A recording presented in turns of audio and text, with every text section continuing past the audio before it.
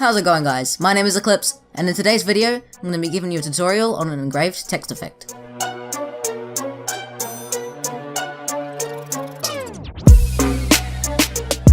So guys, like I said, today I'm going to be showing you how to create an engraved text effect.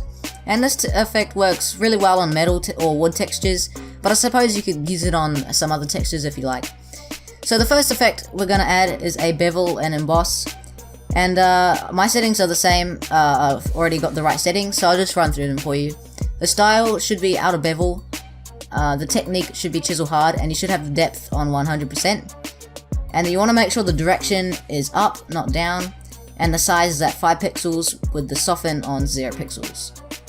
Then for the shading, you want to make sure the angle is on -45 degrees, and you want to make sure the altitude is on 30 degrees, and you have to make sure that the use global light option is unchecked, because if it's checked, it makes it kind of inverts it a bit, and this is not what we want.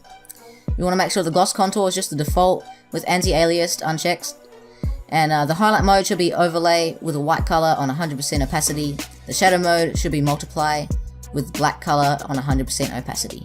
So once you've added the bevel and emboss, we're just going to add an inner shadow. And for these settings, you want to have the blend mode on multiply with the color black, and you want to have the opacity slider on around about 66%. It doesn't have to be exactly this, but around this number is what you want.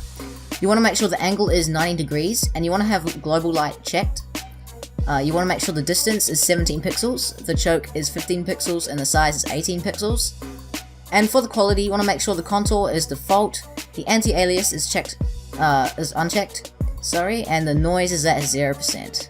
So at this point, you should have added the inner shadow, and before we go any further, I just forgot to mention that when you type in your text, you want to make sure that the base color is a white, so that the effect comes out right. But once you have done that, if you haven't done it already, change the color. You want to add a color overlay, and for this, we just want the blend mode to be overlay, and the color should just be all black color with the opacity at 20%.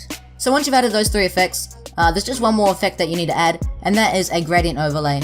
Now for this, you just want to make sure that the blend mode is on multiply with dither unchecked, and make sure that the opacity is on 30%.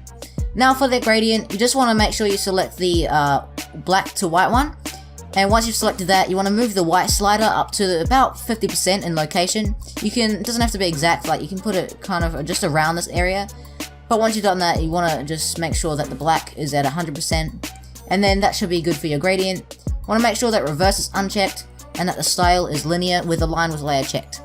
Once you've done that, you want to put the angle on 90 degrees and the scale on 100%. And that is all for the effects, but all you want to do now, as you can see, it kind of looks a bit weird with the white there. All you want to do is to fix this is to put the fill down to 0%, and this gives you this nice engraved style. What you can do sometimes, depending on your stock, the inner shadow could be a bit much. You can lower that down a bit. I think it's fine at 50%. And once you've done that, that is your engraved text effect that you can use in any of your designs.